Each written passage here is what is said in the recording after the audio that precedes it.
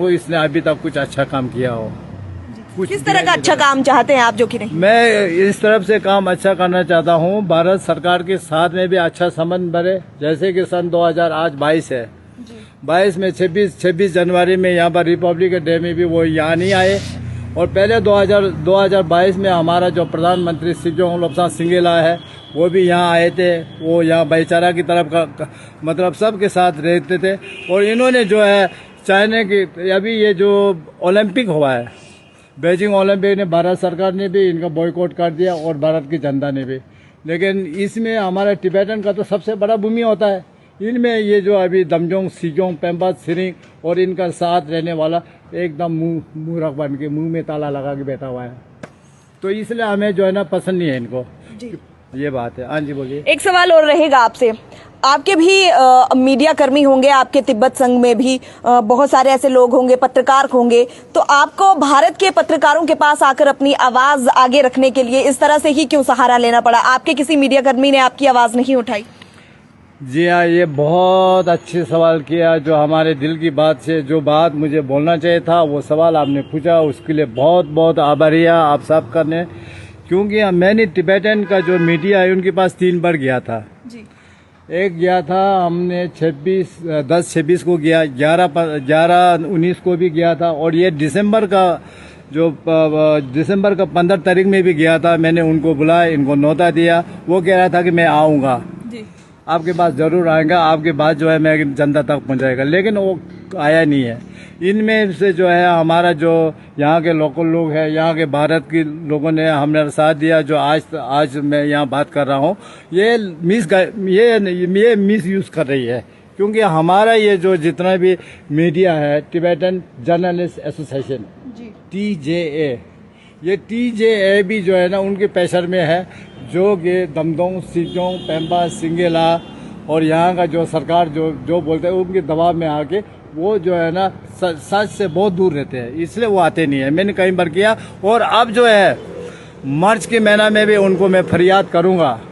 अगर वो फरियाद हमारे बात सुनते हैं तो ठीक है, नहीं है तो ये हमारे हाथ है। उसके लिए भी एक आंदोलन करना ही पड़ेगा मुझे इन तिब्बतन TJA के लिए, जर्नलिस्ट के लिए।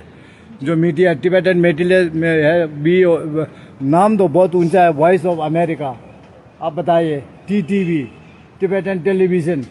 हाँ जी, नाम इतना ऊंचा है, दर्शन बहुत छोटा है इनका। हाँ जी।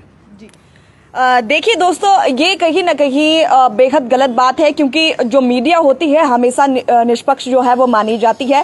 और किसी को भी कोई भी अगर किसी तरह की परेशानी होती है तो मीडिया जो है अच्छे के लिए हमेशा जनता के आगे जो है सवाल उठाती है, जनता के आगे तमाम जानकारी जो है रखती है। ऐसे में जब मीडिया कर्मी ही जनता की आवाज नहीं बनेगा तो ये शायद शर्म की बात है। आगे किस तरह से रहेगा और क्या रणनीति रहेगी आपकी कि आपकी मांगे जो है पूरी हो सके? अब ऐसे ना जो हमारे मांगे जो है ना पूरी होगी, क्योंकि आप हमारे यहाँ पर एक साल में 2 बार असेंबली होते हैं। एक होता है मार्च के महीना में, एक होता है सितंबर के महीना में। तो अभी ये जो मार्च का 13 तारीख 14 तारीख से लेकर 31 तारीख तक इनका मतलब हमारा आर्टिकल 39 है। आर्टिकल 39 के ऊपर उसमें बहस होगा और जब ये बहस हो जाएगी, ये खत्म हो जाएगा तो हमारे ये जो है ना पूरा सोल्व हो जाएगी। ये बात है। और दूसरी बात ये है कि अभी जो है इसमें टाइम लगेगा, तो परंतु अब ये जो है ना 1 या 2 बार हम धरना देना पड़ेगा। उसकी बात आपने आप जीत हमारे पास हो। क्यों? सबसे पहले जीत इसलिए है कि सोनम नुरबू तगबो जो सुप्रीम जजिस था, हेड था, वो तो रिटायरमेंट हो गया, लेकिन हम उनको रिटायरमेंट नहीं गिनते हैं। ऐसा क्यों लगता है आपको? वो इसलिए नहीं करते, इसने मिस यूज किया है कानून का। ये कानून में कोई बनता नहीं है। तिब्बतन आर्टिकल 54 में वो जो है ना दागी है। क्योंकि इनको जो है ना मैंने 30 ये अभी 32 असेंबली ने इनको रिजेक्ट कर दिया। फिर ये आपस में जो है ना आपस में ये जो है ना आने का हक जो है वो इनका है, उन्होंने बिठाया नहीं, वो जबरदस्ती बैठ गए, इसलिए हम इनको मानते नहीं है। ये सोनम नुरबू तगबो रिटायरमेंट हम नहीं मानते हैं। अभी 2 बैठा हुआ है, इसमें से एक भी अभी 2-3 महीने के अंदर निकल जाएगा।